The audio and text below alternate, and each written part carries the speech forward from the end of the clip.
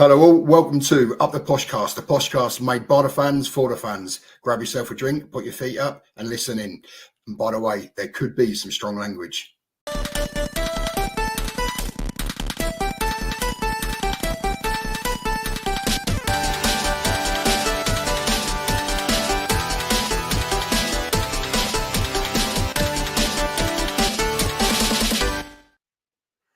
Hello everybody and welcome to Up the Poshcast live.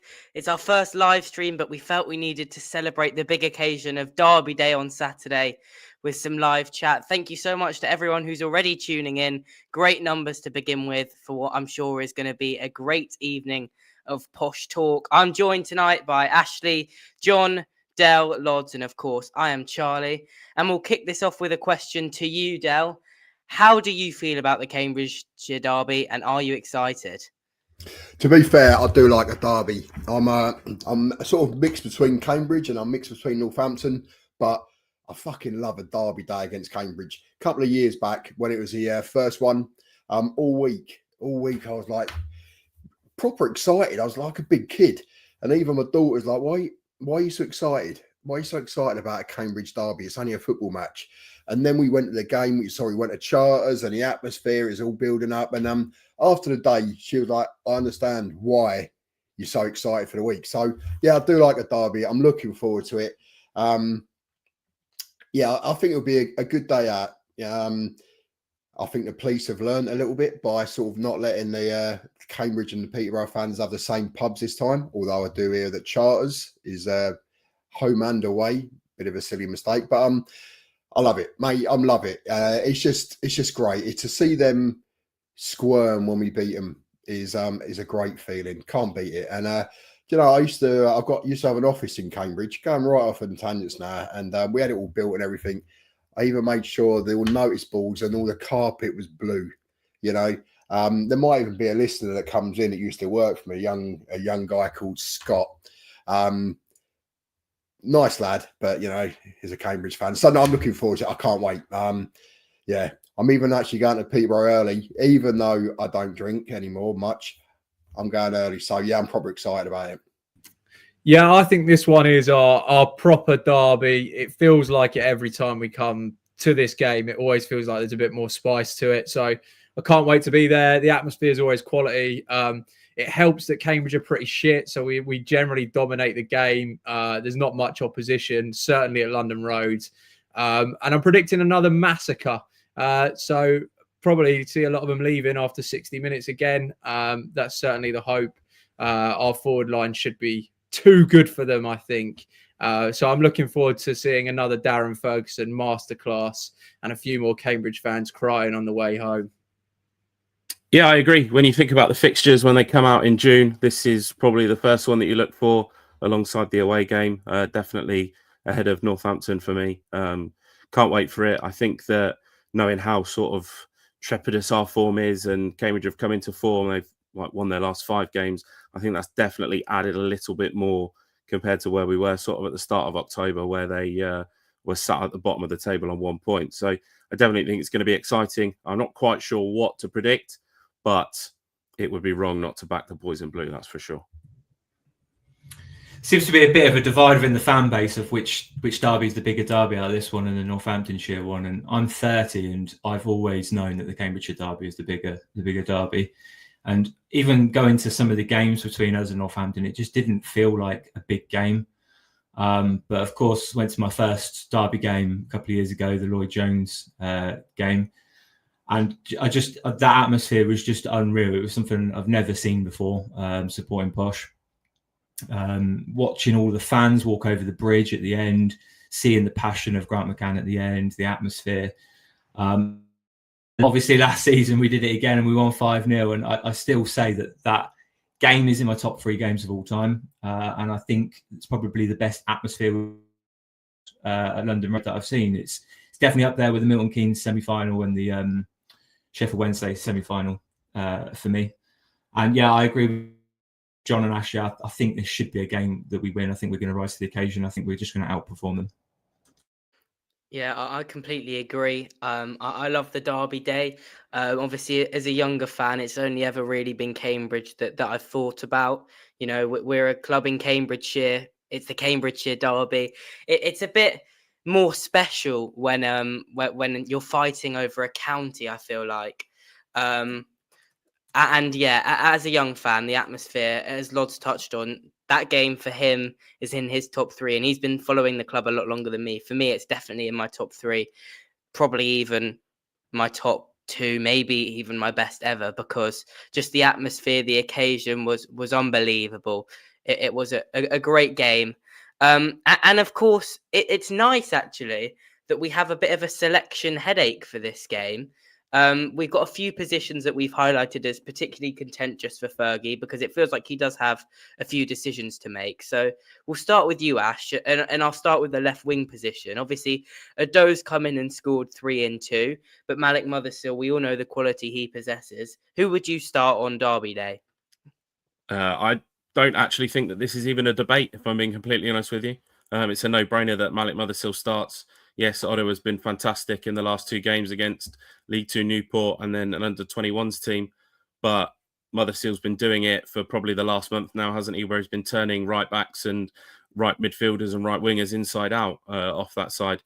And I think that when we think back to last season and that dodgy academy product that Cambridge have got at right back in Liam Bennett, I think that Mothersill will have him twisting himself inside out and will have great success down that left-hand side along to complement the success that we'll hopefully have down the right-hand side. So it's Malik Mothersill to start on that left wing for me, not a shadow of a doubt.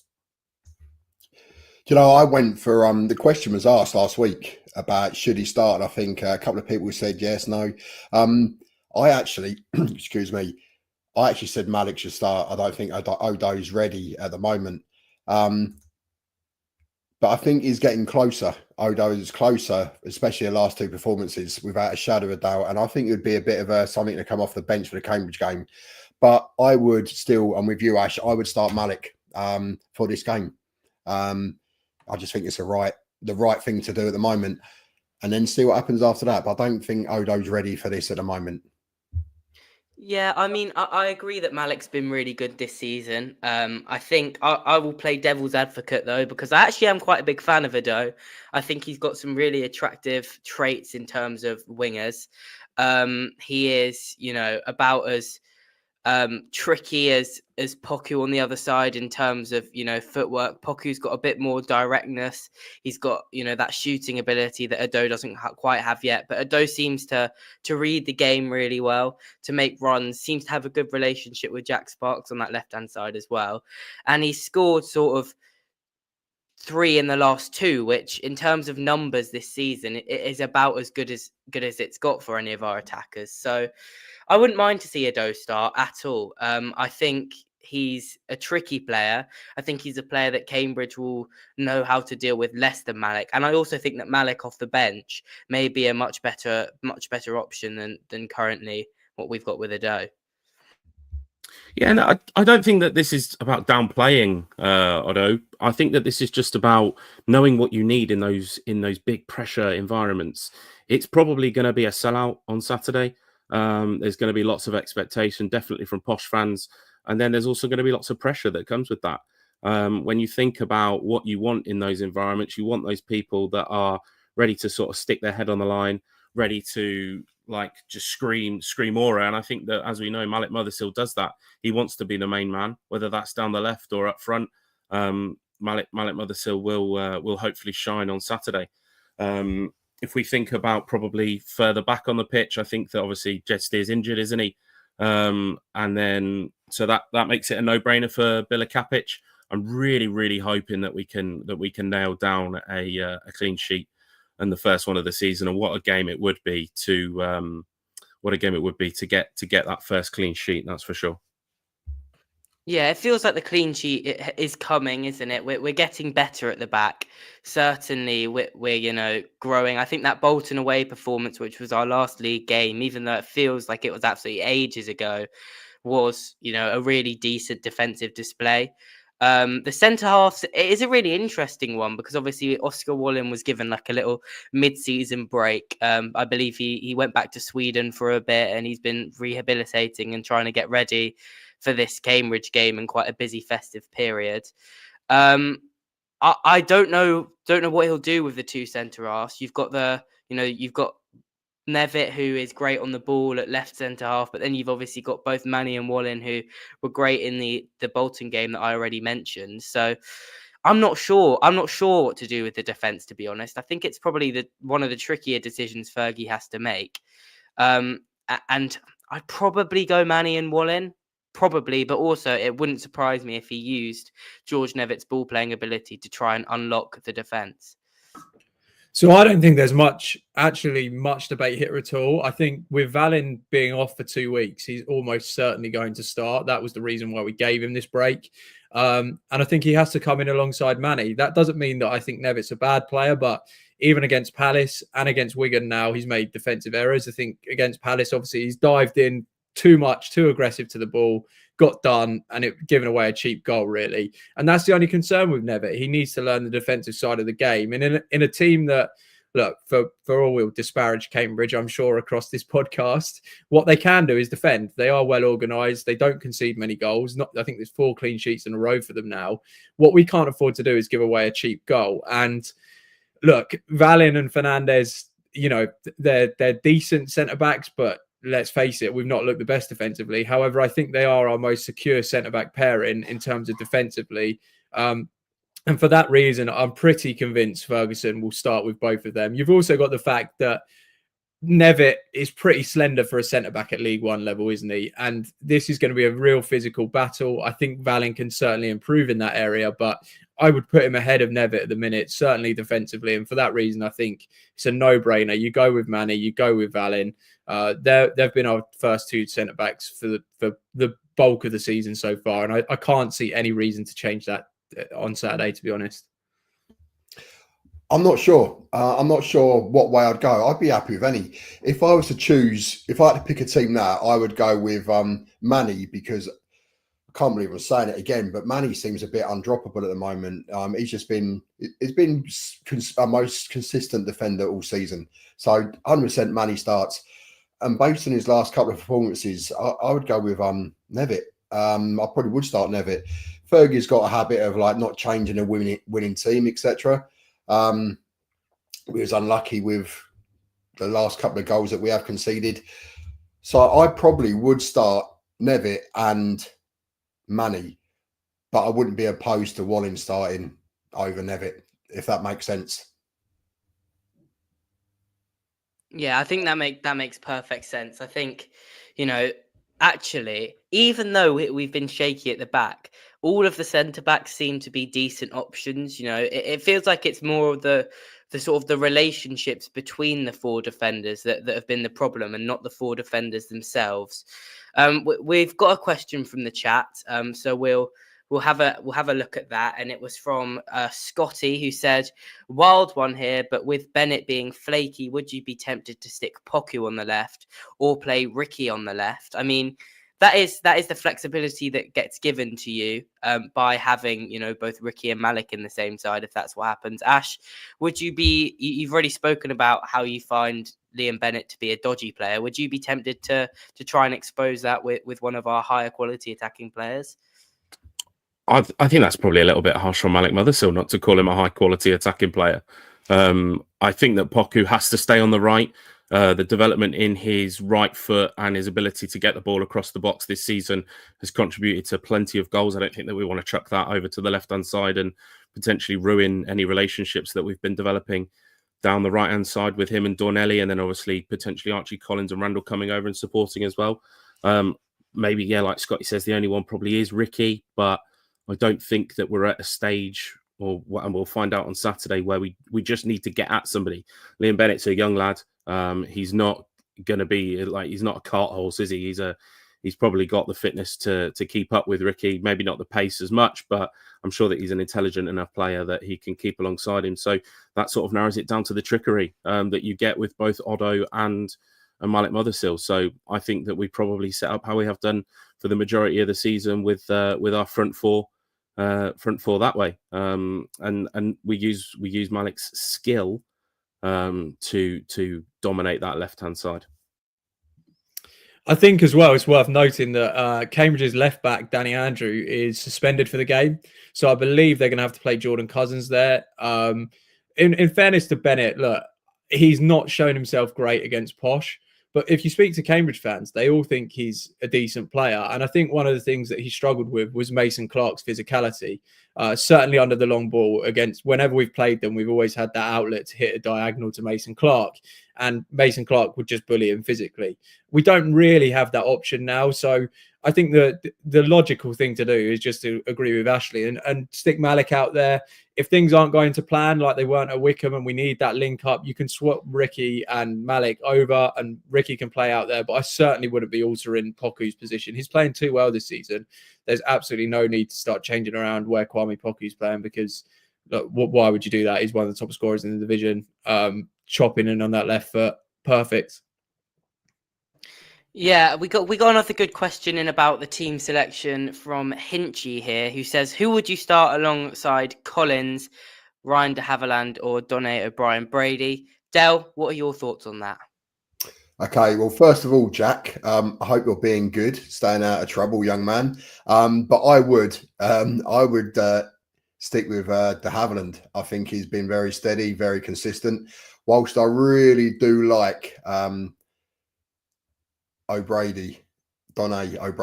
I do like him, and I think he's going to be one for the future. Have I got that right this time?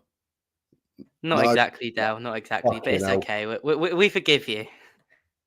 O'Brien Brady. Is that it? Fucking check me out. I like him, but I would stick with de Havilland for the game. I just think he's one of these no-frill midfielders. I just like him. I've actually been impressed with him more this season than the few really good games he had last season, if that makes sense. So the answer to your question, Jack, RDH for me.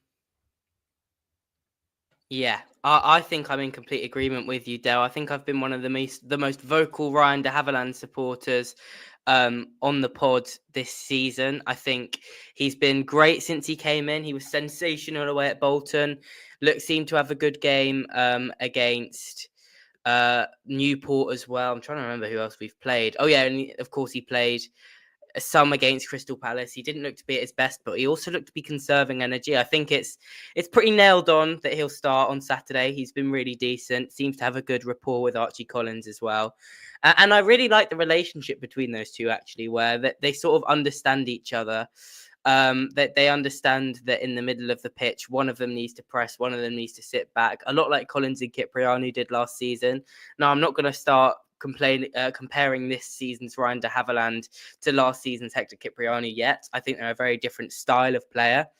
But I do really like Ryan de Havilland. I think he's really good. I think this could be a really big season for him. And I think, this is the season where he can prove to us as a football club, as a fan base, and to Fergie as a manager, why he is a League One footballer and why we, made the gamble to sign him from non-league. Yeah, I think maybe the only sort of not arguing point, because obviously de Havilland has been fantastic when he's come in this season, but maybe it would be nice if there was a little bit of balance with a left-footed sort of centre midfielder in that space alongside alongside Archie Collins. That is probably the only argument after watching de Havilland versus Donny O'Brien Brady's performances over the last couple of games that you could sort of say, okay, well, yeah, we may bring him in just to provide some balance across the team. We know that left footers aren't our key area when we start our 11. We've obviously got Jack Sparks and Poku. So if we're not going to play Nevitt, maybe it would be nice to bring in O'Brien Brady. Yeah, and another question in from Scotty there. Also, how do you feel Corey Smith is their key player and his experience to control the middle of the park against us? I feel he's a very good player at this level. Del, do you think Corey Smith? Do you know who Corey Smith is to begin with? And if the answer to that is yes, do you think he's a good player for this level? Okay, well, let's bear in mind I can hardly name our own fucking players. All right, Corey Smith. I actually thought it was some sort of like women's WSL player. I didn't realise it's a bloke. and I didn't realise as a footballer. So I have absolutely no idea if he's going to be the fucking starter, the key linchpin. I don't care, actually. I don't give a shit. Let's just play our game. Don't give a shit about their players. Corey fucking Smith. What sort of girl's name's that, anyway? Sorry. Yeah, I'm with Del. Maybe not about him being a WSL player, but I've never heard of a Corey Smith before. So I'm sure that if you went to Cambridge and asked them all about our players, they could probably name off our starting 11, how petrified of them they all are. I've got nothing to be concerned of when it comes to Corey Smith, that's for sure. So, Scotty, you'll be pleased to know that I actually have heard of Corey Smith. I think he was a good player at this level. I think the jury's probably out whether he's a good player at this level at the age of 34. Decent ball player. Has he got the legs to compete with our midfield? I'd like to see Randall peeling off him. I can see him getting booked. I wouldn't call him a key player, and he wouldn't be anywhere near our team. So, no, I don't think he's that good. I don't think he's anyone to worry about. Trust Del to remember the name of someone with the surname Smith. That's literally all he's good for, isn't it? I think with our lineup, we're obviously very quick in the transitions, and especially when we played them last season, we were very good in the midfield. I think it's the one game that I thought Archie Collins and Joel Randall really played very well. For the time I'd seen Joel Randall play well in that game, and I think it was the first game I really thought, bloody hell, Archie Collins is a good player, and I'm expecting exactly the same again. I haven't heard of Corey Smith, but like Ashley said, I guarantee Cambridge have heard of Archie Collins. I think him and Ryan de Havilland should be good enough to dominate their midfield. Yeah, I think that's going to be sort of a theme of the game. A big theme is that we're just going to absolutely run all over them. It felt like that's sort of what happened last year, and it was our energy and our aggression in the game and our willingness to press.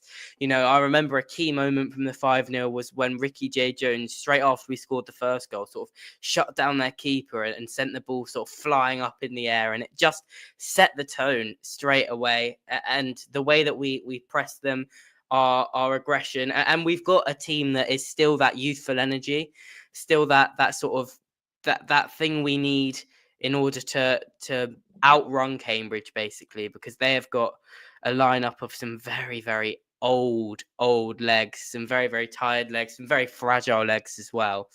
Yeah, I have to admit, I'm not particularly worried that any of the Cambridge players are going to run us ragged on Saturday. Yeah, I think that my probably biggest concern is that we need to see out the first 25 minutes. Similar to the game last year, when you think about it, is that Cambridge did sort of come out the traps relatively quickly. I'm not sure that they offered a great deal in an attacking sense, but if we can sort of see out the first 25, 30 minutes, then grab a goal, we'll grab 2, we'll grab 3. Absolutely no doubt about it. But that's been a concern for us this season, is seeing out that 30 minutes and then not conceding straight after that. We've conceded against Huddersfield, we've conceded against Wrexham. Obviously, last Saturday we conceded 2 inside 7 minutes against the team in the division lower than us. It will be an interesting test when we get to the game on Saturday, but I'm confident that these lads can all step up. I think when we went into last season, we were probably in a similar position where we were sort of thinking we're not quite sure whether it's going to be one of those tight 1-0s, but I'm sure that they all know the importance now, especially after last season, that's for sure. Yeah, a good question from Rio in the chat, which says Chris Clark or Randall Saturday. I think, John, you're one of the people that probably speaks the most about Joel Randall, and I know how highly you rate Chris Clark. So what are your thoughts on that particular conundrum? Yeah, look, I mean, I'm not Randall's biggest fan. I think everyone probably that listens to the podcast knows that, but I think at the minute it's probably right for Randall to start this one. Clark, I really like. I think he shows flashes of real promise. I really like how direct he is and how much more willing to take a risk he is than Joel Randall. However, against Palace, there were just a couple of moments in that final third where he was a little bit untidy. Chose the wrong option, played a couple of balls across the pitch, which got intercepted and set up counter-attacks for Palace. Just a couple of little bits to learn as he steps up the levels. Once he starts making the right decision 9 times out of 10, which I think is fair to say Randall often does make the right decision, and the fact that he does make intelligent passes and intelligent movement is one of the key things behind Randall. that's why I have Randall ahead of him. I just think he's a safer option at the minute. I do think Con Clark is the sort of player that could thrive in a derby environment in time, but given his injury, given that he's only just coming back to fitness, given that Randall is, in relatively decent form at the minute, I would say, I think Randall was just about done enough to keep that place. And I would start him. I do want to see Joel Randall be aggressive. I do want to see him be on the front foot. He was good against Cambridge last year. There is question marks of when it gets physical. Is Randall the player that you want in the middle? Time to answer those critics. As I keep saying, his key player, his top earner. These are the sort of games we're paying you for, mate. So he needs to step up. I'm going to agree with you. Randall should start. Young Rio, Randall should start. I like CCC, as I've said before. I think he's one that could come on and sort of change the game with a bit of physicality. The only thing that I am a bit concerned about, as you just said, John, is physicality. Hopefully he's given a space so he don't need to worry about that. But yeah, I'd go with Randall to start off with, bring CCC on. But just chuck back to Rio there is who would you start? Just drop back in the chat who you would start. Yeah, I don't think that this is a game for any surprises. We play the way that we do.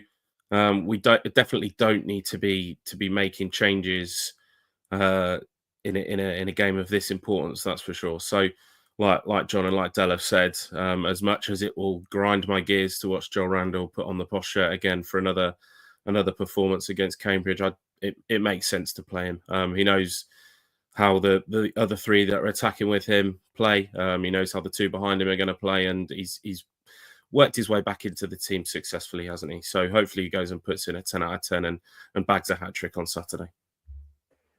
Yeah, I think Joel Randall's performance was one of those sort of I know him performances, the last Cambridge one, which is talked about.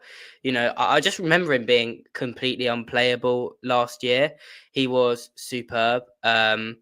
He was Cruyff turning everyone. He was picking the right pass literally every time. He absolutely unpicked that Cambridge defence on multiple occasions. I think he'll be really up for this one because he'll know that he's still got a bit of work to do to get the fans back over on side. He'll know that he's still not, in the best position in the eyes of those at the club. But he also knows that if he comes in and puts in, another 8, 9 out of 10 performance on a derby day, that is going to do a lot in his favour. And I think that will be almost forgive and forgotten for a lot of Posh fans because he will have earned back that respect that he lost with his actions earlier in the season.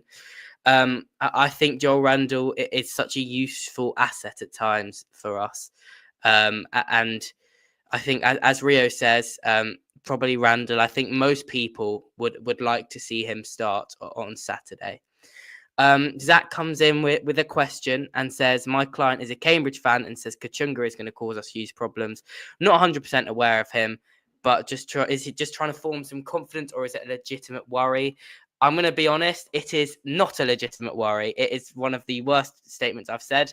I've read the Cambridge front three for their last league game was Njoku and Lunlu and Kachunga. They have 4 goal contributions between them this season, which is incredibly, brilliant numbers. They're a seriously potent side. Of course, it's probably our defence out of all of the defences in the league that could give them a chance to add to that tally, but they have looked so bad going forward. They just aren't scoring goals. They've actually got a decent defensive record, but there's not a single one of those attacking players that I look at this season and, I'm particularly worried about. When they first came here back in sort of the 2022-23 season, they did have some players that concerned me. They had like Sam Smith, Harvey Nibbs, Joey Ironside. Those were decent League One attackers. But what they've got now is an absolute pile of rubbish. They are useless, and I do not expect them to cause our defenders any trouble at all because, they are an absolutely shocking forward line. Yeah, just on Kachunga, he's now played nearly 200 games in English football and he has a 1 in 10 strike rate. So I'm certainly not having sleepless nights over him. He hasn't even managed 20 goals in the English Football League yet. So he's quick. I'll give him that. The one I would say that's possibly one to look out for, and maybe that's not a statement that I say with too much trepidation. And Lundaloo is a big lad. I remember seeing him against us play Cheltenham, and he caused us issues. If you remember the McCann game where we came back, it was Smodic's last game. We came back from 2-0 down. That first half, he did give us a few problems. It should be said that Fernandez probably will be marking him, and he's clearly more physically equipped than, I believe it was Josh Knight and Ronnie Edwards on that day. I think that's right. So if there's one that might give us a few issues, certainly from set pieces, it's probably him. But ultimately, like Charlie said, if we concede against Cambridge, or if we concede 2 against Cambridge, it really would highlight the problems in our defence, because they can't score goals. So I can't say I'm concerned about their forward line. The bigger battle is just going to be trying to break them down and not getting frustrated. Hopefully we can get an early goal and bring them out. And then if that's the case, you really are talking of a potential of another big scoreline, because they can't attack.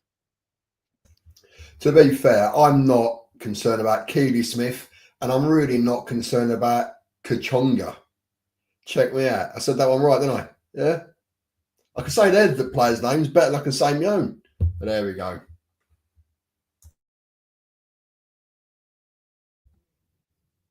That was a snappy interjection, Dale. And you also didn't say Kachunga's name right. So you're going to have to go back to the drawing board, a little bit of time on the training ground, and you can come back on that one. Hold on. Kachonga. Kachunga, what? As if you're being sick? Kachunga.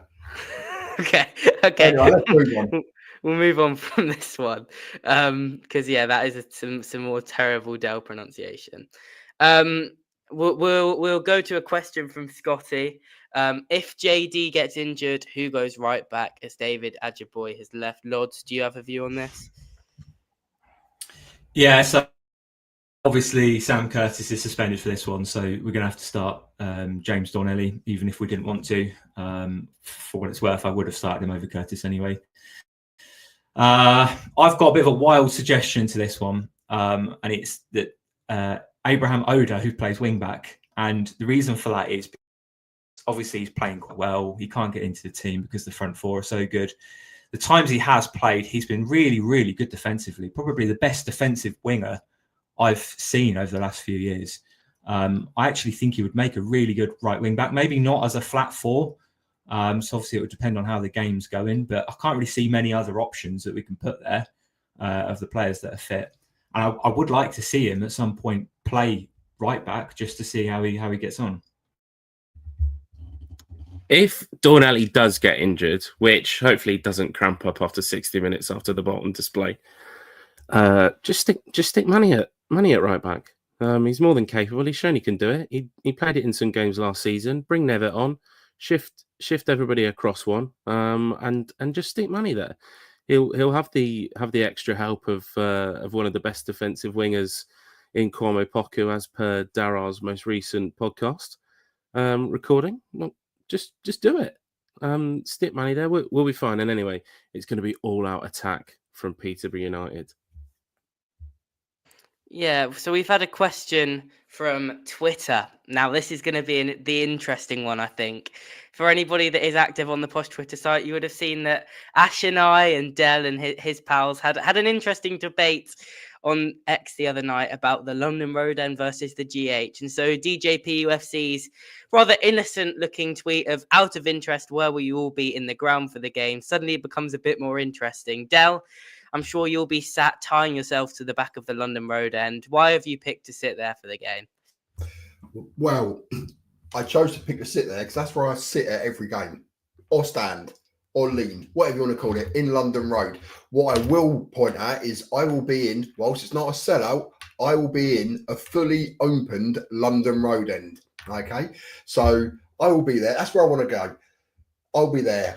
And you know what? I might even take my flag, and I might even put my flag on the back wall of London Road. So you can all see where I am on the back row. I don't even know. It's the left side of the goal. But do you know what? Joking apart, that's where I want to sit. Other people have their opinions where they want to sit. You know, you've got the old people that want to sit in the main stand, or the ones that take their kids. You got the family stand. I don't even know what the family stand's all about. And you've got the GH. And to be fair, right, whilst I knock people and whatever, you know, some of the younger generation want to go in the GH, and that's fine. Let people go where they want to go. I don't want to go there. I want to go to London Road, and I will stay in London Road. But as I already alluded to, London Road is actually fully open, unlike the GH. London Road's fully open, but it's not going to cause an atmosphere, is it? That roof's going to hold all that noise in.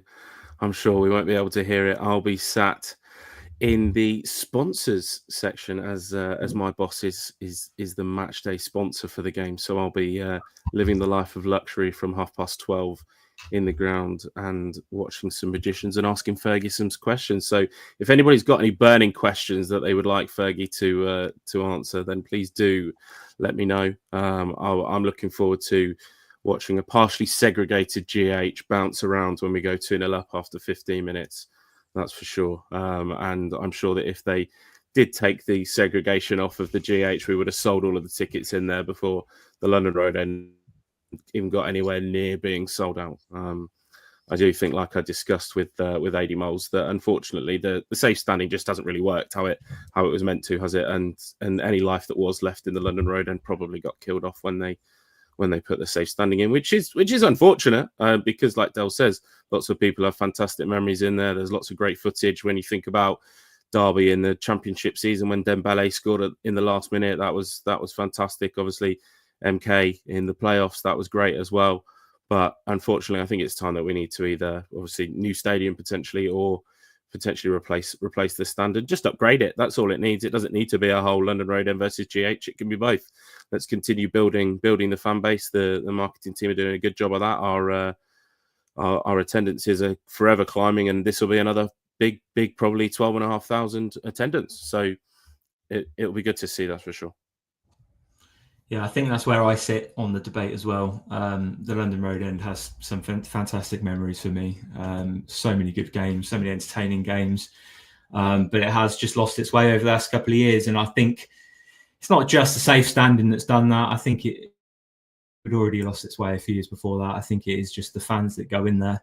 Unfortunately, this might sound a bit rude to Del, but they are aging. The young fans all to the GH, which is proved by the sales of the tickets. And I think if they let us have season tickets in the GH, I think it will outsell the Terrace. I think suggestion of shutting the Terrace might have been pretty silly right now, but in 3 years' time, I think that would be quite a good idea. What he's just said as well, Cambridge last year in the GH was the best atmosphere he's seen in a long time. I have to agree. I've not seen atmosphere like that since the days of George Boyd and Michael Smith and Aaron McLean and those 2 back-to-back promotion seasons. No, I just want to answer. Go back to a couple of them. So the atmosphere that you experienced with the George Boyd a few years back, that was in the London Road end, wasn't it? But anyway, we move on. The London Road end, going back to what Ash has said, is the safe standing is awful. It's not the best quality. You can't sit down in your seats if you wanted to sit down because it's where it's like the cheap option. And I understand why it's a cheap option. It was either that or potentially if we'd stayed in the Championship, we wouldn't have been able to use that ground. So you've got to look at it from all different ways. We've done what we've done on a budget. It solved the purpose. We didn't stay in the Championship or we didn't go up, whatever it was, I can't remember. So it was irrelevant anyway. But we had to get it done just in case. In hindsight, we could have waited and it still could be a terrace, but it is what it is. We move on. As far as the atmosphere, I think the only other place that could be potentially worse than the atmosphere in London Road is in the sponsors lounge, because that's really no atmosphere in there, is it? You know what I mean? You've got your old blue rinses and everything, but no, fair play to them. You know, you're fitting well there, Ash. But yeah, we've also said, I know we're right going off in different areas, but London Road, it is shit. It is fucking crumbling. I do trip up the steps every time I go up because they're all uneven, but it's where I remember most of my, favourite fucking games from, like your Liverpools in 91, your Huddersfields in 92s. You got some really big games that I remember where I was sat or stood back in them days. And for me, it's home, And as we get older and as different generations come up, they'll pick their different areas that they want to be. So we've all got our preferences. I'd love to stay where I am. If we could take the roof off and just put a slanting roof on, job done. But Is it cost effective? Of course it fucking ain't. It'd probably be cheaper to actually knock it down and just build a small stand there or something. But now London Road is where it is for me. And you know, wherever anybody sits, stands, as their champagne or their fucking caviar, it won't be caviar in a posh thing, whatever you have, your ham and cheese sandwiches. Let's everybody enjoy the day. Let's get behind the team and yeah, really, really enjoy the day. Up the fucking Scumbridge bastards. Not up them, down them. Sorry. Do you know what? That's probably the one thing that I wanted to comment on the sponsors lounge is that it's the first time for me this season going in there after the new caterers. I like my food. I am looking forward to trying this new gather food. And with the match sponsorship also comes the potential chance to pick the man of the match. So I am taking open bids for who wants the man of the match. If any of the posh players want to, slip me a little envelope before the game, the chance is there. And if anybody asks and Bilo keeps a clean sheet, he will be getting the man of the match. You have my word. Yeah, I think it's going to be a great occasion. I think we've sold more tickets this year than we did last year, and that was such an impressive atmosphere, and we sold quite a few more. The GH was the first stand to sell out, and it sold out a lot quicker, sold out over a week ago. It's been the desire to be in the GH is so obviously there for games like this, and I do think that it's a bit of a stretch when we're playing against teams that we know we're only going to have an 8,000-9,000 crowd in to open both the London Road End and GH. But for occasions like this, where the London Road End will get to its sellout, which apparently is it being about 7/8 full nowadays, and GH will be sold out as it should be, and it will be a fantastic atmosphere. I think. I just hope the team on the pitch can deliver what the team did last year and make that atmosphere and make it a special day, because I think a day like this in front of a sellout crowd, in front of an atmosphere where the players get to fully appreciate the football club they're playing for the first time, really, especially the new players. I think the Cambridge at home game last season was a massive bonding moment between the fans and last season's squad. And I think it could work the same in this one. So we'll jump back a little while to a question from Scotty that we wanted to save, which is about our homegrown players, Ricky J. Jones, James Dornelly, being up for this game more than they would potentially for a standard league game. We'll go to you, John. How do you feel about that? Are you a bit nervous about them potentially being over eager, or do you just love to see homegrown players getting stuck into Cambridge? Well, firstly, Charlie, I'm going to be sat in the south stand, so thanks for asking that. Nice one. I will move on to the next question. I hope that every one of our players is bang up for this game. I don't think it should matter that you've come through Posh's academy. I hope that every player is very much aware of the derby atmosphere. But look, if JD and Ricky want to lead that, letting the whole squad know what this means to the fan base, then that would be great. My concern with more Dornelly than Ricky J. Jones is, does the atmosphere, does the fact that he's still relatively inexperienced, play with his head on a game like this? What I want him to do is channel that aggression in the right way. I hope he is bang up for it. But what we don't want him to do is pick up an early booking, for instance, in front of the Cambridge fans and lose his head a little bit, because Dornelly actually has been... What I would say about Dornelly is I think he's always been pretty level-headed since he comes in. If you listen to his interviews, he sounds very mature for his age. So I don't have too much concern with it. But it is easy for young players to get carried away in big atmospheres. I mean, you just look at Tottenham Galatasaray tonight. Will Lancashire's given his chance, gets 2 bookings, gets sent off in that atmosphere, in that hostility. When they're 18, 19, they've got to learn to play in that. So I hope that he channels that aggression in the right way. I hope he is bang up for it, but plays with that bit of restraint that you need as well, I think. Yeah, I agree. There's definitely a line. We don't want them to get sent off, but I absolutely love when they show passion in a derby. There was a moment last season, you probably would have seen it if you're in the GH, when we were singing Bilo, what's the score? And he put his fingers up to show 5-0. And then we sang it to Josh Knight, and Josh Knight did the same. And that was great. And I hope we have players on the pitch that show that same character, that can have a little bit of banter and, you know, G up the crowd. I want to see Malik Mothersill G'ing up the crowd after winning a corner. I want to see JD shushing the Cambridge fans. I want to see all of that. So there is a line. I don't want him to get sent off. I don't want him to do something really stupid like going reckless to a Cambridge player and try and injure them. But I want them to show a bit of passion. And I think if you would take the form out of the equation, I would have played all of these players. I would have played Ricky. I would have played JD. I think get Manny in there. I'd play all these players anyway because this is a one-off game. I don't think you can really consider form too much.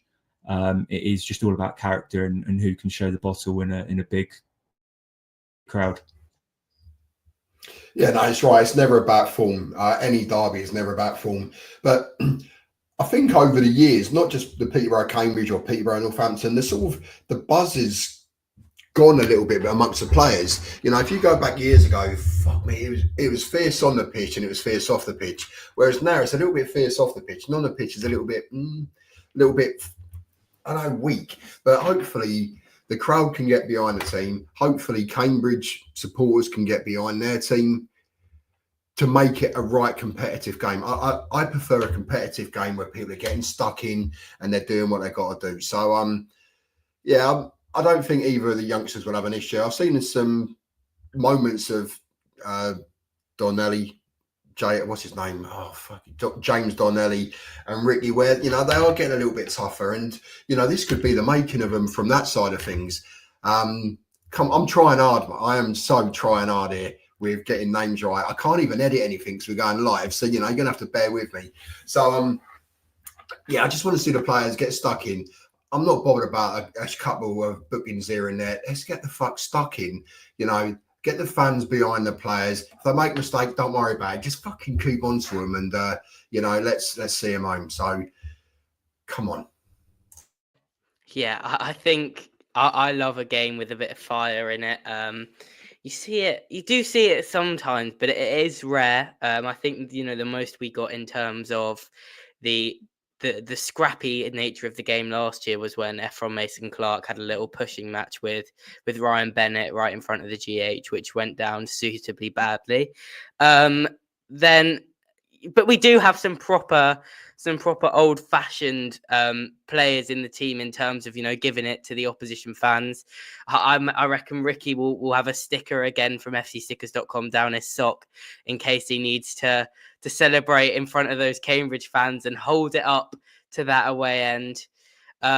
He is, you know, he's one of the ones that I think will be extra up for the game. He was fantastic last year and he did everything other than score for us in that game, so I'm sure he'll be looking to get on the score sheet this weekend. And then you've obviously got Donnelly, got Manny, and I do get slightly concerned. I do get slightly concerned that these players and the sort of the motivation to go out and stick it to the rivals in Cambridge will maybe get to them.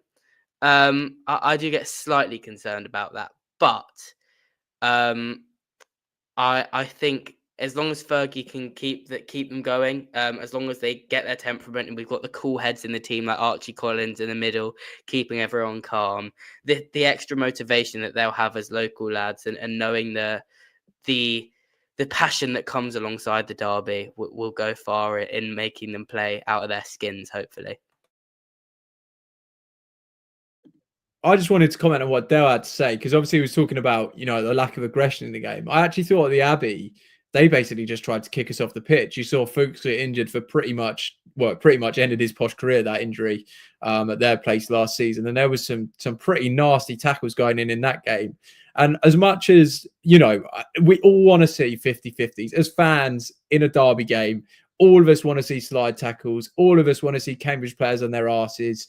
But realistically, if we get trapped into that game, it probably favours them. Our biggest strength is our ball playing ability. And if we just pass the ball around them, I would much rather see that at the end of the day and them sprinting 20 yards behind our players or 5-0 down again with their heads slumped in their hands than any 50-50 tackle. So I'd much rather us concentrate on playing our football. If you can leave a bit in on them and can do it fairly and not really alert the referee, certainly do so. But the main thing is getting that win. And if the best way to do that is by playing our football. Yeah, so we're coming up on 50 minutes live. So we'll go through a few questions that maybe weren't specific to the Cambridge game, but still good questions nonetheless. So first of all, you've been asked, Ashley, have you had a Higgsy burger yet? I'm not sure what that is. I'm sure you're about to educate me. I don't think Ashley got asked that. I think Ash Key got asked that one, didn't they? So I think we must need to look for a new host. Higgsy's Burger, just is the A15 towards the A1. They're on the left-hand side. They run a little hut.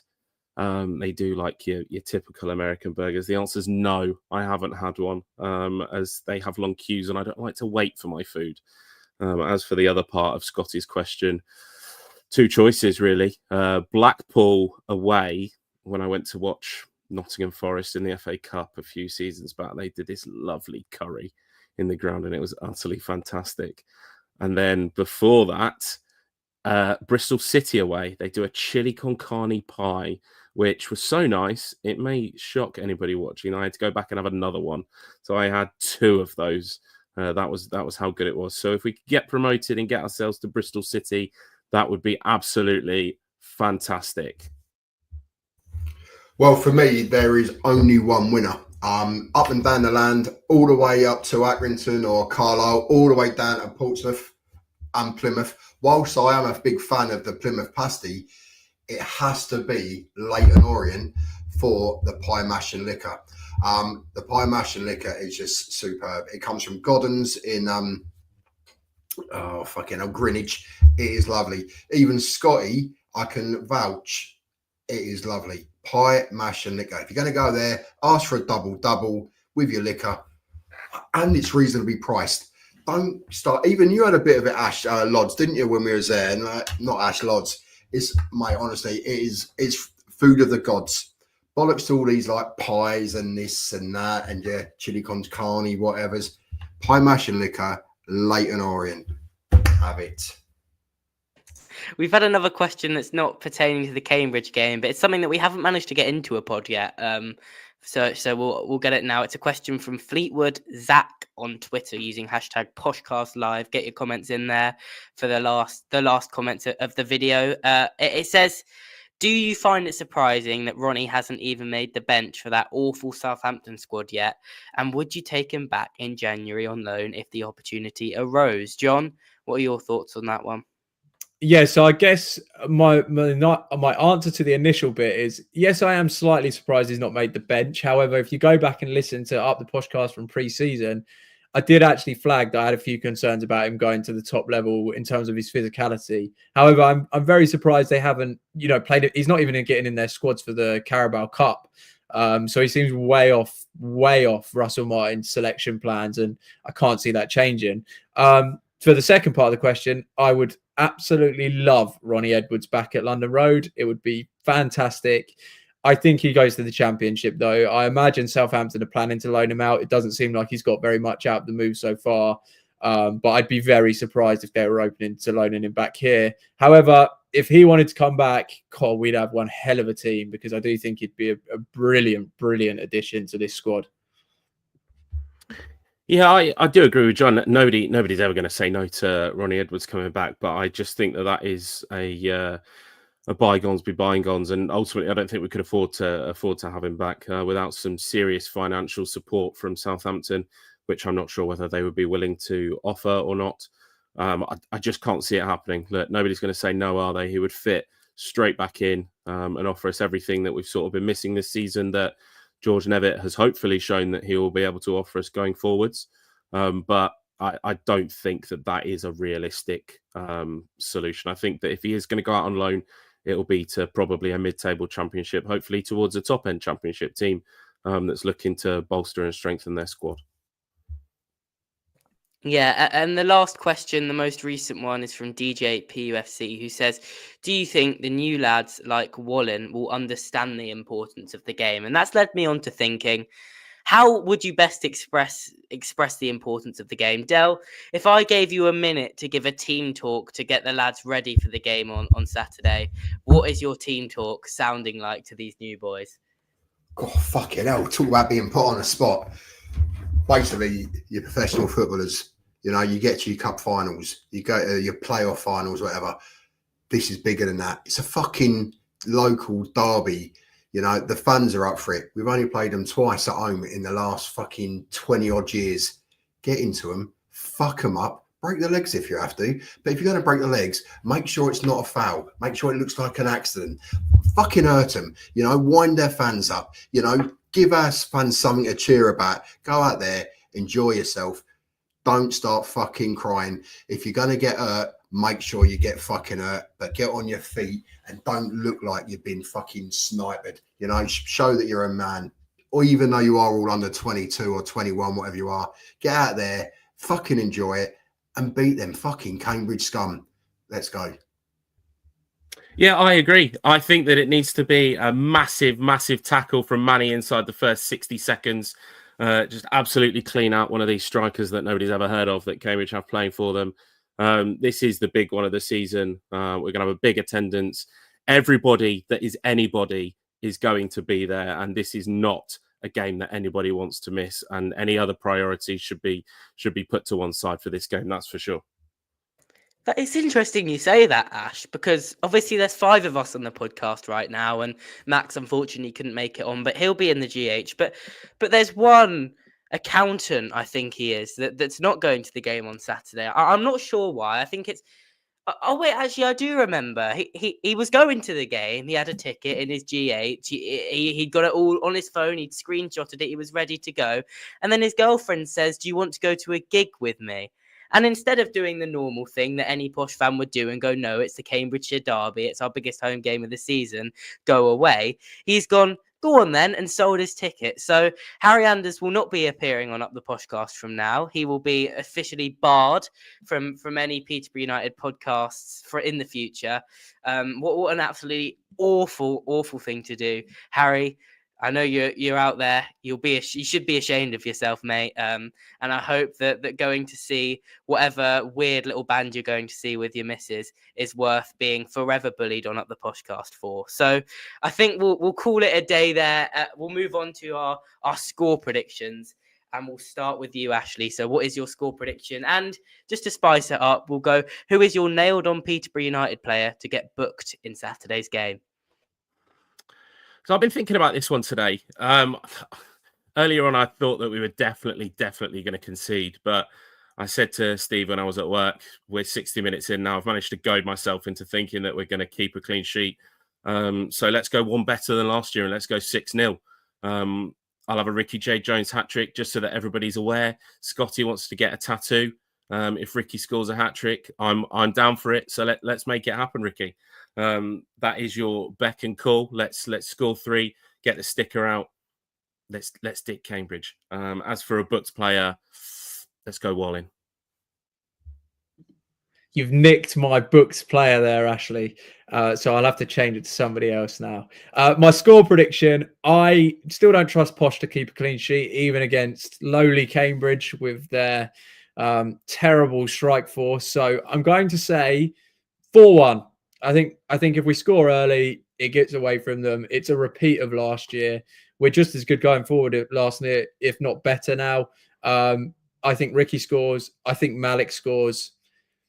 I'm going to give Joel Randall a goal as well, you know. And I'm going to say Ricky J. Jones gets booked for taking his shirt off and doing the snake. Okay, do you know what? I think this is going to be our first clean sheet of the season. Okay, I also think we're going to score a few goals. I believe we're going to win 4-0. Okay, 4-0 is going to be the score. Player to be booked, I'm going to go Bilo. And the reason I'm going to go Bilo, because I'm hoping that Bilo does a bit of shithousing, right? Fucking winds the Cambridge fans up, you know, and just takes the time taking a goal kick or something, and he gets booked for it.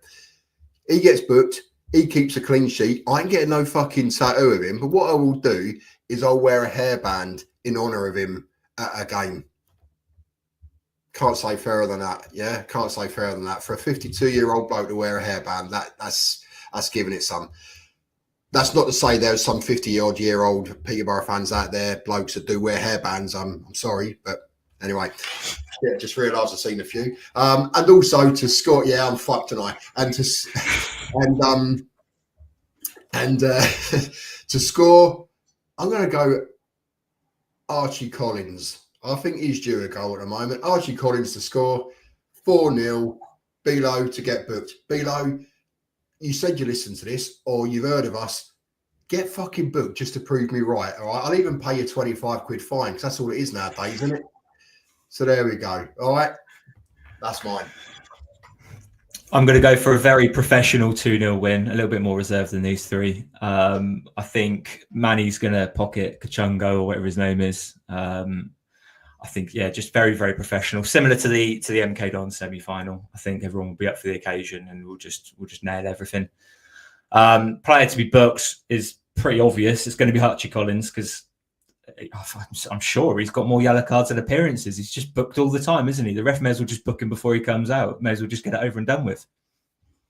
Yeah, I think that's a bit of a boring prediction, to be honest, Lods. I've gone slightly more conservative with my prediction than Ashley and John, I think.